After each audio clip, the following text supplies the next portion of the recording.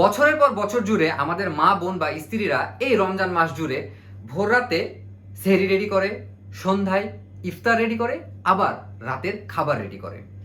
আর এই খাবার রেডি করা নিয়ে তাদের মাথায় চলে অনেক চিন্তা।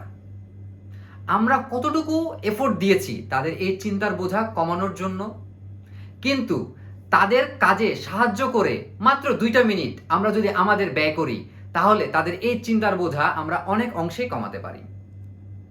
তাই আমি ডিসাইড করেছি এই পুরো রমজান মাসে 30টা দিন সেহরির ভাতটা আমি প্রস্তুত করব।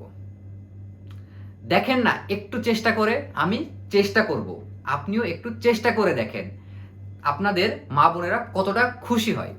আমি চেষ্টা করছি, আপনি করছেন তো?